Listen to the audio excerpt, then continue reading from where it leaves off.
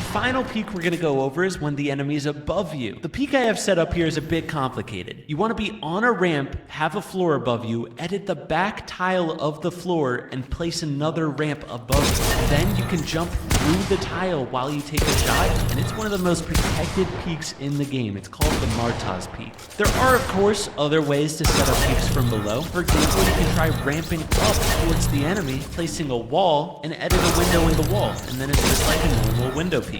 You can do the same thing with a peanut butter peak, a low wall. Practice doing a variety of things, and then you've completed your peak training and you're off to the next task, which is piece control behind peaks.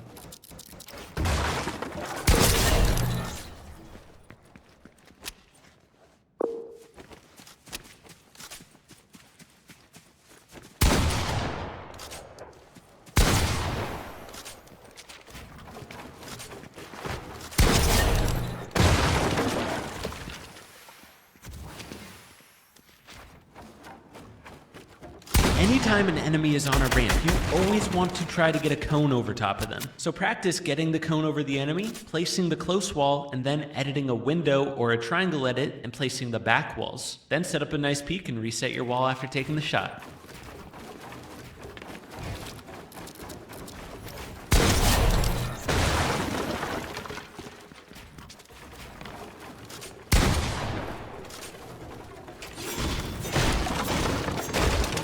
Anytime an enemy is on a ramp, you always want to try to get a cone over top of them. So practice getting the cone over the enemy, placing the close wall, and then editing a window or a triangle edit and placing the back walls. Then set up a nice peak and reset your wall after taking the shot.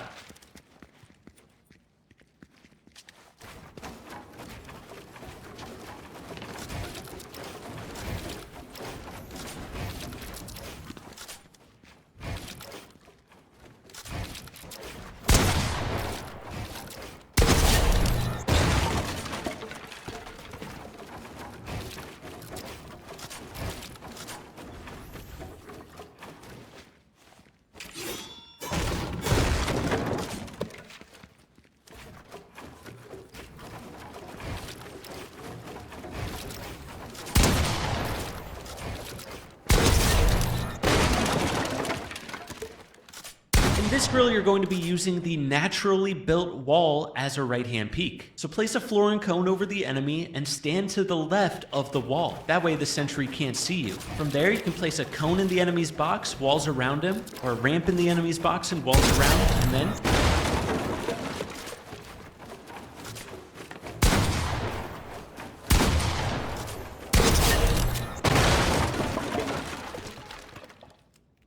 this drill, you're going to practice placing a high wall in front of the enemy. So it starts out by ramping up towards the enemy and then swinging walls up in the direction of the sentry. Once you get that wall, just jump onto a ramp and piece control the enemy through the wall. Building high walls is super important, so